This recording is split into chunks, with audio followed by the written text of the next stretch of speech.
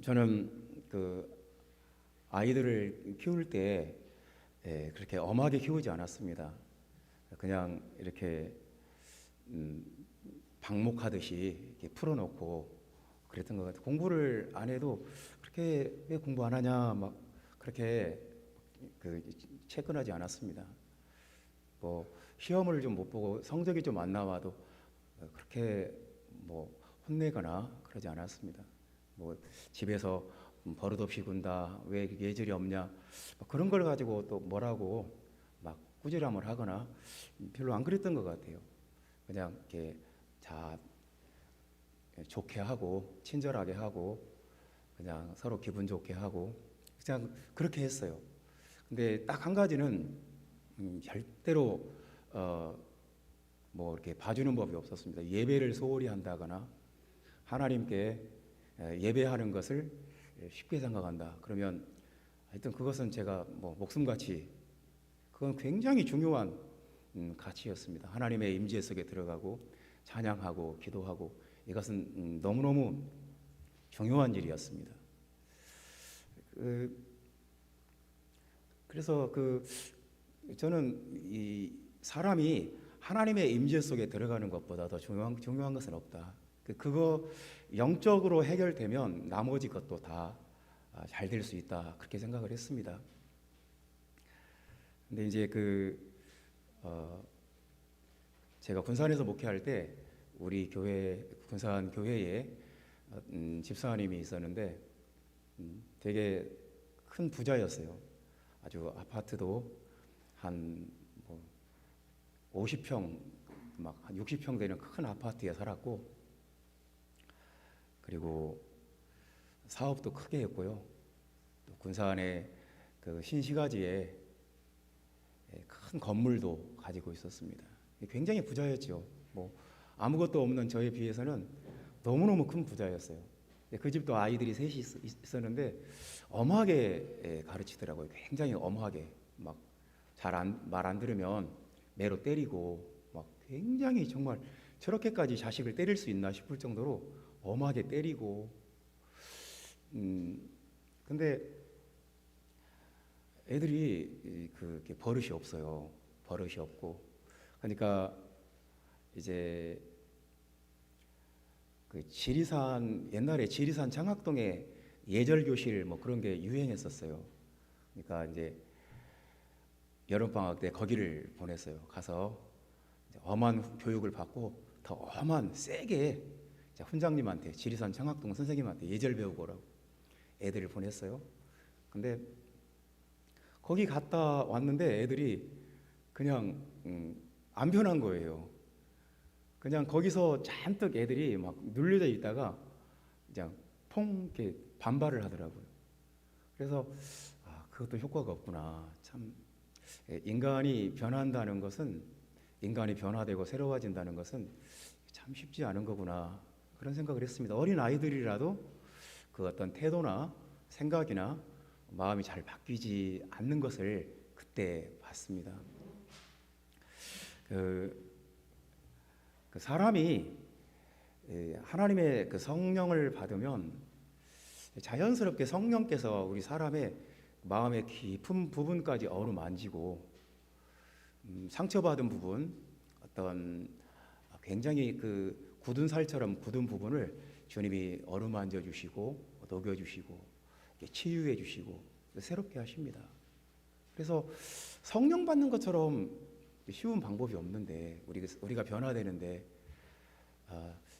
굳이 지리산 청학동 보내지 말고 교회 와서 기도하게 만들고 근데 그 집사님이 이 애들한테 예배를 이렇게 중요하게 안 가르쳐요.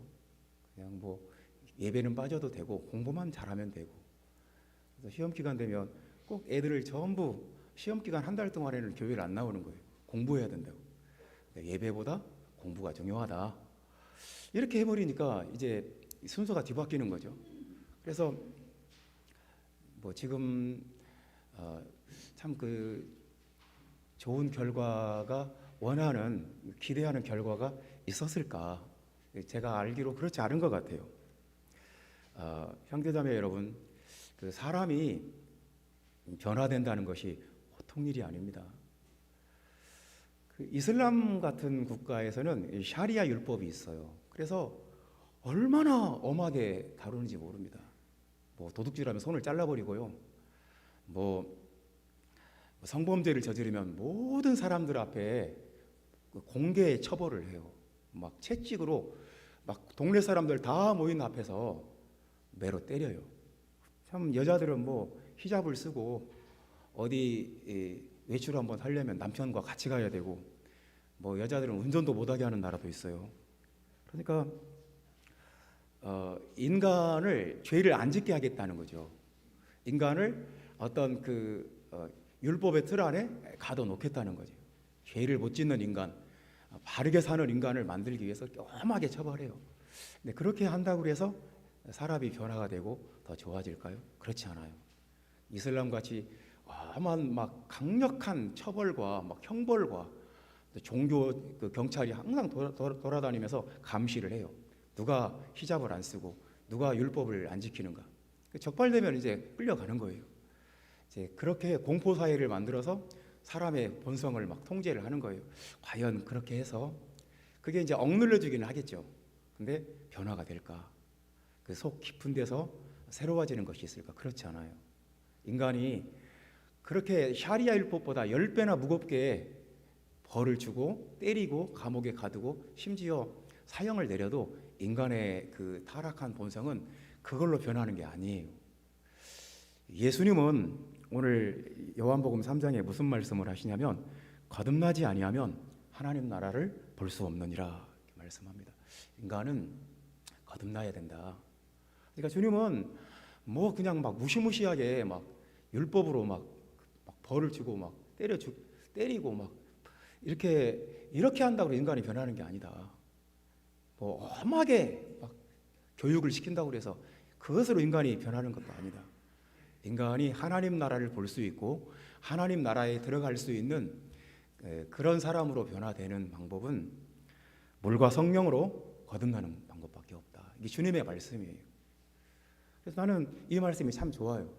예수님이 인간은 타락한 본성이 있기 때문에 매로 때리고 엄하게 형벌하고 무섭게 다루고 그래야 사람이 된다. 그렇게 말씀했다면, 그래야 하나님 나라 들어간다. 그렇게 말했다면 참 슬펐을 것 같아요. 근데 주님이 물과 성령으로 거듭나면 하나님 나라를 들어갈 수 있다. 사람이 변화가 된다는 거예요. 새 사람이 된다는 거예요. 이것은 우리가 우리 자신으로도 확인을 했어요. 내가 물과 성령으로 거듭났을 때 우리가 정말 새로워졌어요. 그래서 물과 성령으로 거듭남은 옛날에 한번 통과 의례가 아니고 계속해서 매일 내 삶 속에서 일어나야 되는 일이에요. 매일 성령으로 거듭나야 돼요. 이렇게 좋은 것이 어디 있습니까? 계속해서 성령으로 변화되고 마음이 새로워지고, 그러면 멸망하지 않고 영생을 얻어요. 그리고 17절 말씀에 보면 심판을 받지 않고 구원을 받아요. 그러니까 우리가 모든 육체에게 성령을 부어주신다고 그랬어요. 우리가 성령을 받음으로써 그 엄청난 일들이 벌어져요. 사실 우리가 아무리 교회를 몇십 년 다녀도 성령이 없으면 변화되지 않아요. 그 속에 그 옛사람의 본성이 굉장히 끈질겨요. 절대로 멈추지 않아요. 그래서 성령을 충만히 받으면 성령께서 내가 모르는 것까지 만져요.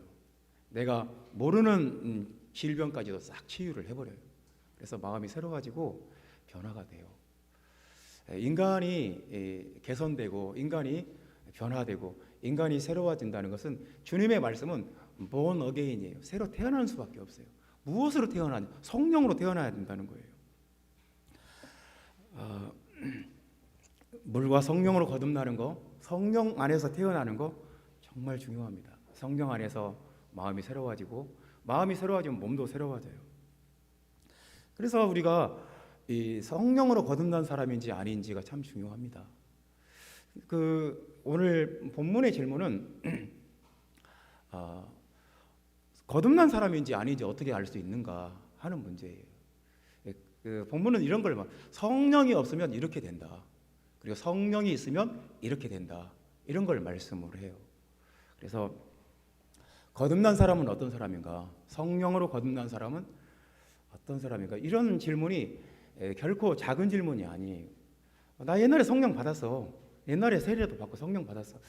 그렇게 할 수 있는, 그렇게 하고 퉁치고 넘어갈 수 있는 그런 작은 문제가 아니에요.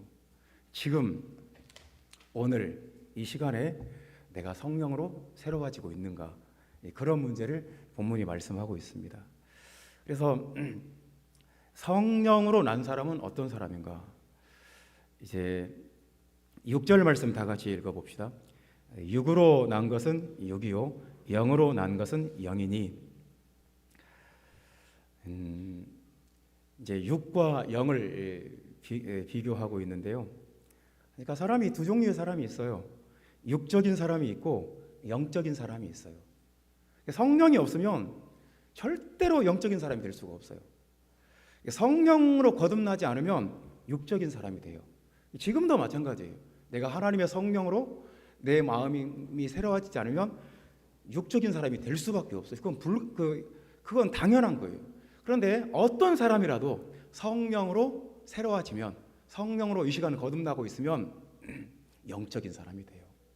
그것이 오늘 본문이 말씀하고 있는 거예요. 우리는 어떤 사람인지, 나는 육에 속해서 육신으로만 살고 있는 사람인가, 아니면 하나님의 성령을 받고 하나님의 성령으로 깨닫고 변화되고 하나님의 성령의 인도하심을 받고 있는 사람인가, 이것이 오늘 이 본문에서 우리에게 하는 말씀이에요. 육으로 난 사람은 육신밖에 없어요. 우리가 어머니 뱃속에서 태어날 때 육신으로 태어나요. 근데 그것으로 충분하지 않아요. 성령으로 한 번 더 태어나야 돼요. 그러면 영적인 사람이 된다는 거예요. 형제자매 여러분, 성령 받고 영적인 사람이 되기를 바랍니다. 우리 모두 성령의 공동체예요. 육신의 사람이었지만 성령 받고 성령으로 새로워지는 교회 공동체가 되자고 이 자리에 모인 사람들이에요. 그러니까 육신의 사람과 영의 사람은 원리가 달라요. 그러니까 원리가 다르다는 말은, 예를 들어서 자동차가 있습니다. 어떤 자동차는 석유를 엔진에서 태워서 석유에서 나오는 그 열 에너지를 운동 에너지로 바꿔서 자동차가 굴러가는 거예요. 근데 요즘 새로 나온 전기차는 전혀 원리가 달라요. 석유가 한 방울도 들어가지 않아요. 전기를 배터리에 넣어놨다가 그 전기로 모터를 움직여요. 그래서 모터가 돌아감으로써 자동차가 굴러가요. 그러니까 똑같은 자동차지만 작동 원리가 전혀 달라요. 자, 우리 사람도 육에 속한 사람은 육신의 힘으로 살아요. 육신의 혈기와 육신의 생각과 어떤 육신의 욕망과 육신의 어떤 본냄과 어떤 그 육신의 힘으로 살아요. 그런데 영에 속한 사람은 작동 원리가 달라요. 성령으로 살아요. 하나님의 성령의 감동으로, 성령의 인도하심으로, 성령이 주시는 그 에너지로 사는 방법이 전혀 달라요. 작동 원리가 전혀 달라요. 육신은 우리를 구원할 수가 없어요. 우리가 아무리 우리 육신으로 육신의 노력으로 아무리 노력해도 육신으로는 구원받을 수 없어요. 예수님이 마음에는 원이로 돼 육신이 약하도다, 마태복음 26장 41절에 그렇게 말씀했습니다.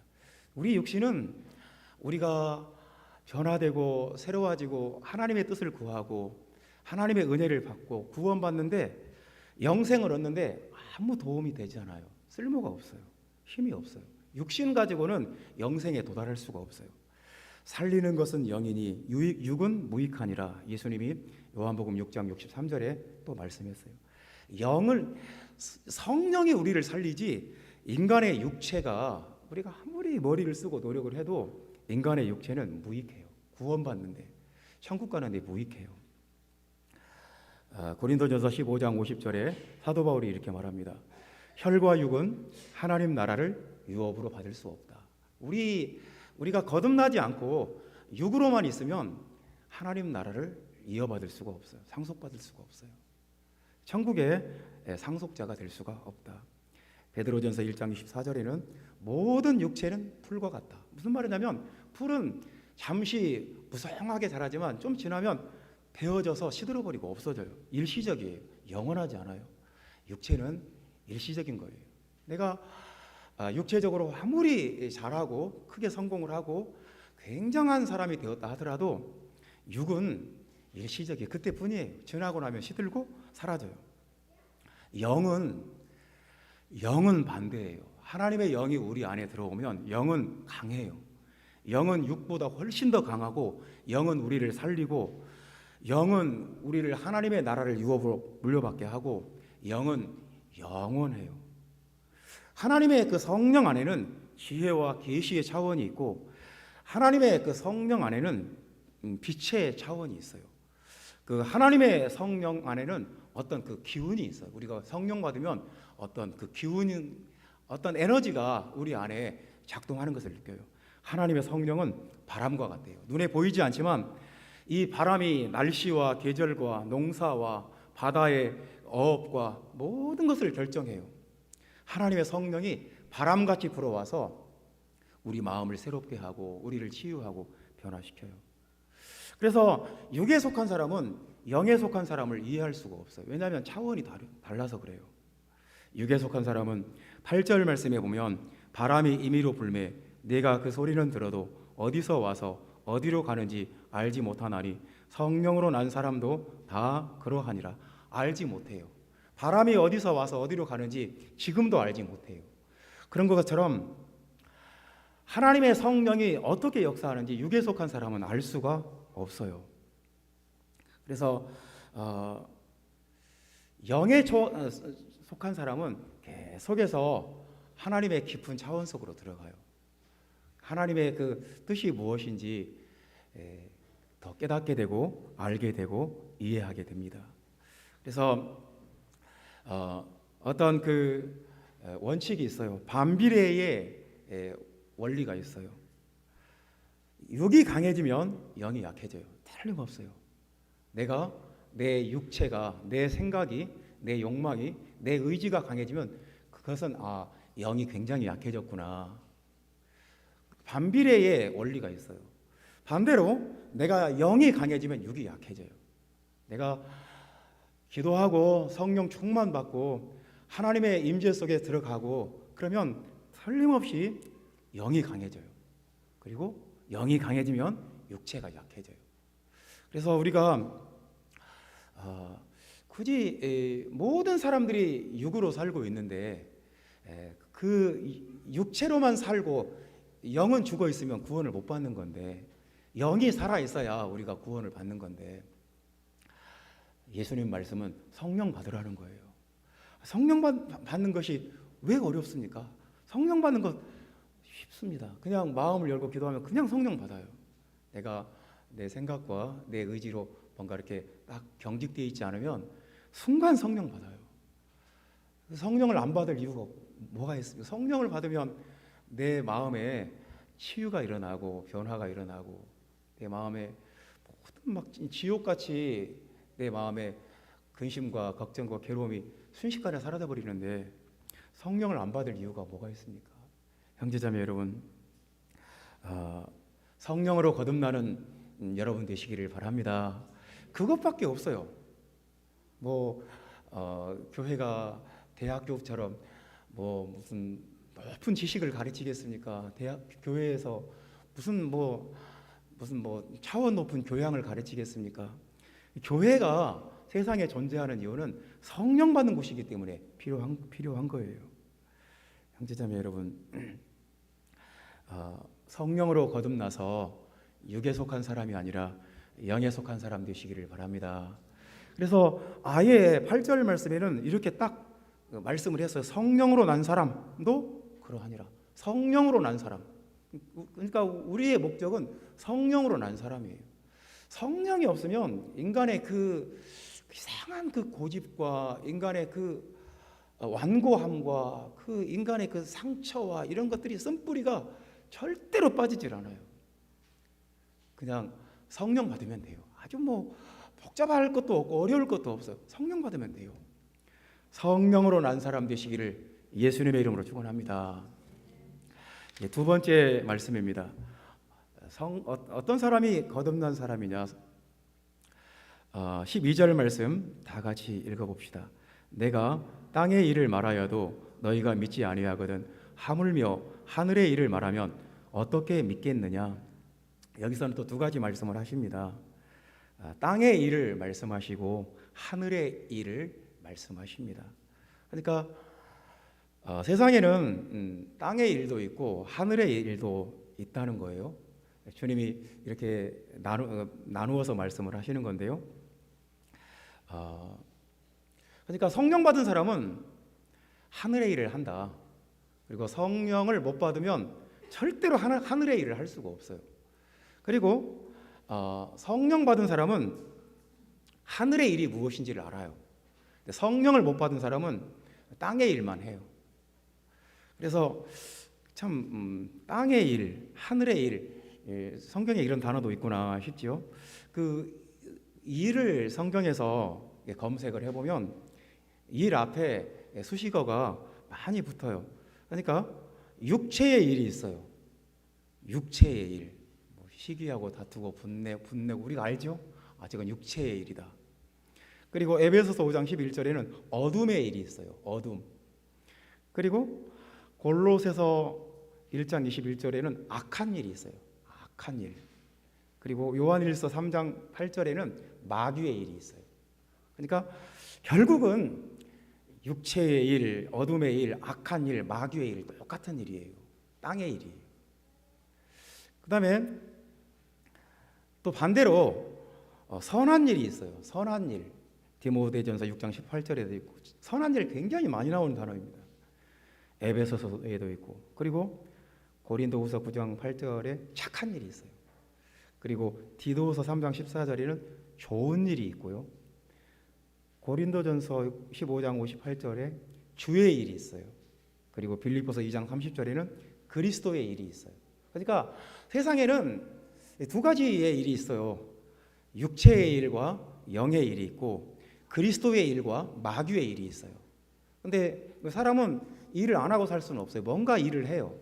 하는데 내가 열심히 일을 했는데 마귀의 일을 했다. 그럴 수도 있어요. 내가 열심히 일을 했다. 그리스도의 일을 할 수도 있고요.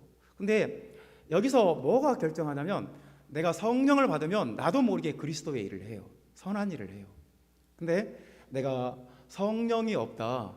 그러면 인간의 의지가 성령보다 강해져 버리면 인간의 생각이 더 강해져 버리면 악한 일을 할 수밖에 없어요. 빌립보서 3장 19절에는 그리스도 복음의 원수라는 말을 해요. 사도 바울이 어떤 사역자들을 향해서 저 사람들은 가짜 사도다. 그리고 예수님의 복음의 십자가 복음의 원수들이다. 아주 왼수다. 그런 표현이 나와요. 세게 하는 말이죠. 근데 어떤 사람을 십자가 복음의 원수라고 하냐면 땅의 일을 생각하는 자다. 그런 사람들은 멸망할 것이다. 그리고 자기의 배만 섬기고 부끄러움을 당하는 일꾼이다. 부끄러움을 당할 것이다. 굉장히 강하게 말씀하는데 이유가 딱 한 가지예요. 땅의 일을 생각하는 자다. 그러니까 뭐 어떻게 하면 내 이익을 챙길까? 어떻게 하면 뭐 수단 방법을 가리지 않는 거죠. 자기의 이익을 위해서 이 선한 일에는 관심이 없어요. 그냥 자기 명예와 자기의 이익과 자기 욕망을 채우기 위한 일을 열심히 해요. 그러면 이제 자기 배만 섬기는 거고 이제 그리스도 복음의 원수라는 말을 성경이 해요. 또 이제 그 디도서 1장 16절에는 사도 바울이 어떤 사역자를 보고 저런 사람 가증하다고 말합니다. 정말 가증하다. 정말 지긋지긋하고 아주 저 사람 보면 구역질 나온다. 토할 것 같다. 가증하다는 말이 토한다는 말이에요. 근데 이제 어떤 사람이냐면 입으로는 하나님을 시인해요. 행위로는 부정한다. 그리고 복종치 않아요. 그리고 결론적으로 뭐냐면 모든 선한 일을 저버려요. 하나님의 일을 버려요. 안 해요. 뭐 기도하자고도 안 하고 예배 이 뭐 하나님의 일을 안 해요. 저버려요. 그냥 거절해요. 그냥 아니, 나는 이런 일 하기 싫다. 굳이 하나님의 일을 저버린다. 이런 사람 보고 사도 바울은 가증한 자요 그렇게 말합니다. 그러니까 하나님의 그 일을 하는 사람은 참 좋은 일꾼이 돼요. 근데 하나님의 일을 안 해요. 주의 일을, 그리스도의 일을, 그리고 육신의 일만 하고 어둠의 일, 마귀의 일만 한다. 그러면 얼마나 위험한 사람입니까? 그래서 성령으로 거듭나게 되면 선한 일을 하게 된다 하는 말씀이에요. 디모데전서 3장 1절에는 선한 일을 사모한대요. 성령을 받으면 선한 일을 사모하는 마음이 생긴대요. 나 정말 하나님이 기뻐하시는 일을 해야지. 교회를 유익하게 하고 교회 잘 되게 하고 교회 부흥케 하는, 교회를 성장하게 하는 일을 해야지. 그런 사모하는 마음이 생기는데 성령을 받으면 그렇게 된대요.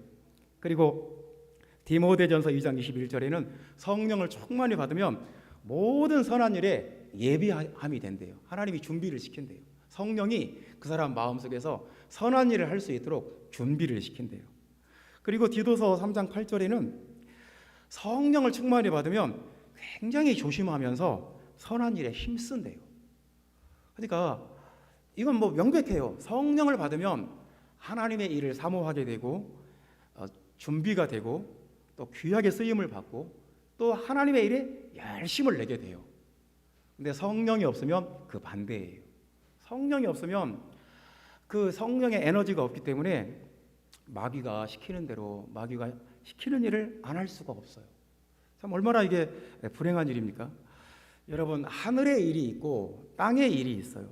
성령을 받으면 하늘의 일을 해요. 성령이 없으면 땅의 일을 해요.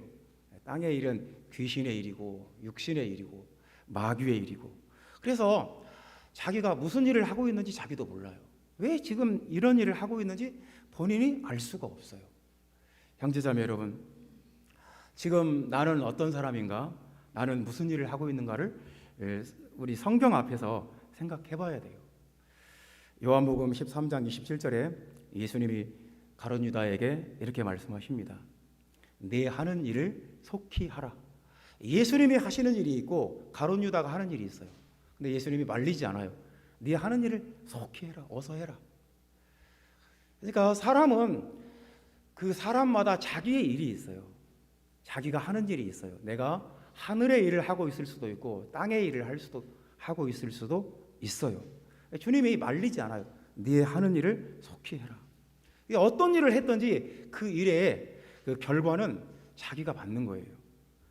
계시록 22장 12절에 보라, 내가 속히 오리니 내가 줄 상이 있어 각 사람에게 그가 일한 대로 주리라. 우리가 하늘의 일을 했으면 하늘의 상을 받을 것이고 땅의 일을 했으면 땅의 상을 받을 거예요. 형제자매 여러분, 성령으로 거듭나야 됩니다. 성령으로 난 사람이 되어야 합니다. 그래야 하늘의 일을 할 수 있어요. 그래야 땅의 일을 하지 않고 선한 일에 열심을 낼 수 있고 선한 일을 사모하는 마음이 생기고 선한 일을 위해서 준비가 되고, 성령으로 난 사람 되시기를 예수님의 이름으로 축원합니다. 그리고 이제 세 번째 말씀입니다. 성령으로 난 사람은 빛을 더 사랑한다 하는 말씀입니다. 19절 말씀. 그 정죄는 이것이니 곧 빛이 세상에 왔으되 사람들이 자기 행위가 악함으로 빛보다 어두움을 더 사랑한 것이니라. 이제 육과 영을 대조했고 그리고 땅과 하늘을 대조했다면 여기서는 빛과 어두움을 나누어서 대조해서 설명하고 있습니다. 그래서 빛보다 어두움을 사랑하는 사람이 있고 어두움보다 빛을 사랑하는 사람도 있고, 성경에서 빛은 예수님이고 어두움은 마귀예요. 영적인, 그러니까 빛이나 어두움은 물리적인 현상을 말하는 게 아니라 영적인 현상을 말하는 거예요. 그래서 어두움을 좋아하는 사람이 있어요. 그럴 수 있어요. 이상하죠? 왜 어두움을 좋아하는지 모르겠어요. 마귀를 더 좋아하고 귀신의 말을 더 잘 듣고. 근데 빛을 더 좋아하는 사람도 있어요. 하나님을 더 좋아하고 더 하나님 말씀을 더 좋아하고. 그러니까 우리는 무엇인가가 끌려요. 이상해요. 무엇인가 끌리는데, 그리고 끌리는 것을 좋아하고 선택하고 그것을 유지해요. 붙잡아요. 예수님에게 끌리는 사람도 있고, 예수님에게 끌리고 예수님을 좋아하는 사람도 있고, 예수님은 싫고 예수님은 불편하고 귀신을 자꾸 불러들이는 사람도 있어요. 자신의 선택이에요. 그 결과는 현저하게 달라요. 세상에는 곤충들이 있는데 어떤 곤충들은 빛을 싫어해요. 바퀴벌레 이런 것들은 그냥 깜깜하면 아주 좋아해요. 그 전등을 확 켜면 그냥 어두운 데로 싹 사라져 버려요. 지렁이 같은 거, 땅 속에서 깜깜한 땅 속을 좋아해요. 빛을 좋아하지 않아요. 사람도 그런 사람들이 있는 것 같아요. 그러니까 우리는 어떤 사람들이냐면 어둠에서 빛으로 나온 사람들이에요. 사단의 권세에서 하나님께로 돌아온 사람들이에요. 우리는 흑암의 권세에서 그 하나님의 나라로 온 사람들이에요. 우리는 전에 어둠이었어요. 이제는 주 안에서 빛이라고 에베소서 5장 8절에 말씀을 하십니다. 우리는 이제 빛이에요. 그래서 빛을 사랑하는 사람이 있고, 빛보다 어둠을 좋아하는 사람도 있고, 어둠을 싫어하고 빛을 좋아하는 사람들. 그런데 이 차이가 어디서 오냐면 성령 받으면 그래요. 성령 받으면 빛을 좋아해요. 성령을 조금 많이 받으면 교회를 좋아하고 예배를 좋아하고 하나님 말씀을 좋아해요. 근데 성령이 없으면 세상 것들이 좋아요. 세상에서 술 마시고 먹고 마시고 정욕대로 살고 쾌락을 즐기고 이게 최고죠 뭐. 근데 그렇지 않게 되려면 성령 받는 수밖에 없어요. 성령을 조금 많이 받으면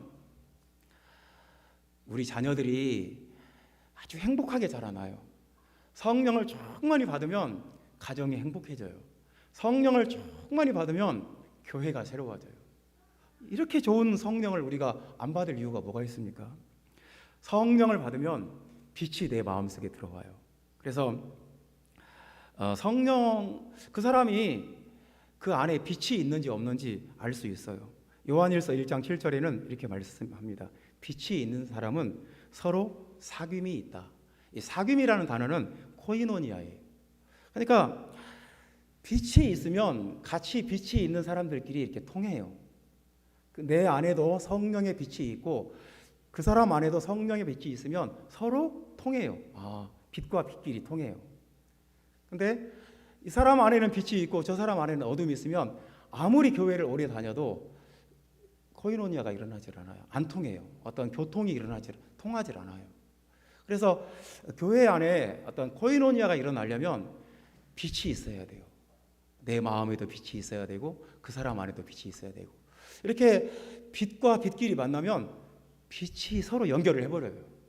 그래서 굉장히 하나 되고 교통하고 어떤 영적인 코이노니아가 일어나요. 빛이 있으면 실족하지 않아요. 요한복음 11장 9절에 예수님이 그렇게 말씀했어요.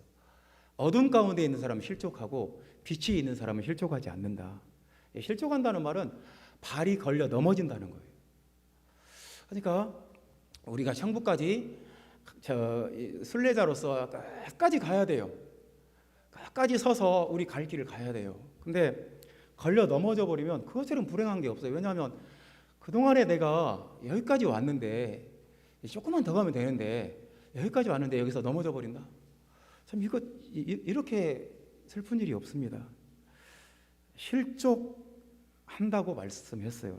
요한복음 11장 10절에는 실족한다. 11장 9절에는 실족하지 않는다. 우리가 성령을 받으면 내 마음속에 빛이 있어요. 그래서 밝은 빛을 보기 때문에 여기는 길이고 여기는 길이 아니구나 알 수 있어요. 근데 성령의 빛이 없으면 길이 보이질 않아요. 이 길인지 아닌지 전혀 몰라요. 그래서 그냥 막 가다가 넘어지는 거예요. 어떤 구덩이에 빠지기도 하고 어떤 늪에 빠지기도 하고 어떤 위험한 길로 가버려요. 빛이 있으면 실족하지 않는다고 주님 말씀하십니다. 내 마음속에 성령의 빛이 있으면 열매를 맺는다고 말씀합니다. 에베소서 5장 9절에 빛의 열매는 착함과 의로움과 진실함이다. 빛이 있으면 열매를 맺어요. 착해요. 아주 착하고 선한 사람이 되고, 근데 빛이 없으면 아주 사악하죠. 정말 인간이 저럴 수가 있나? 어떻게 인간의 탈을 쓰고 저런 짓을 할 수 있나 싶을 정도로 사악해져요. 빛이 있으면 의로움의 열매를 맺어요. 아주 바르고 하나님의 일을 하고 우리에게 참 도움이 돼요. 의롭기 때문에. 근데 빛이 없으면 아주 불의한 길을 갈 수밖에 없어요. 빛이 있으면 진실하대요. 진실해요. 속이고 거짓말하고 그럴 필요가 없어요. 근데 빛이 없으면 어쩔 수 없어요.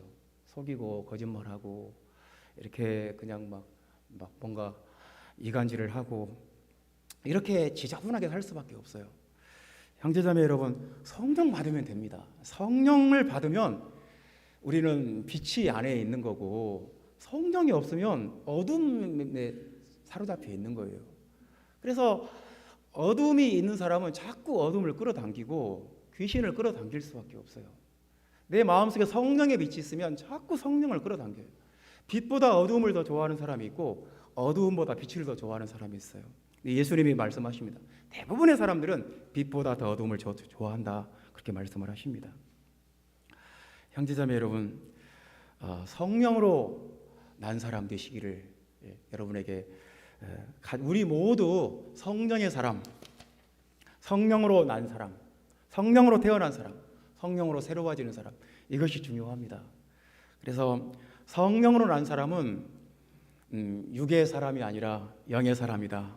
성령으로 난 사람은 땅의 일을 하지 않는다. 하늘의 일을 한다. 성령으로 난 사람은 어두움보다 빛을 더 사랑한다. 이렇게 말씀을 정리합니다.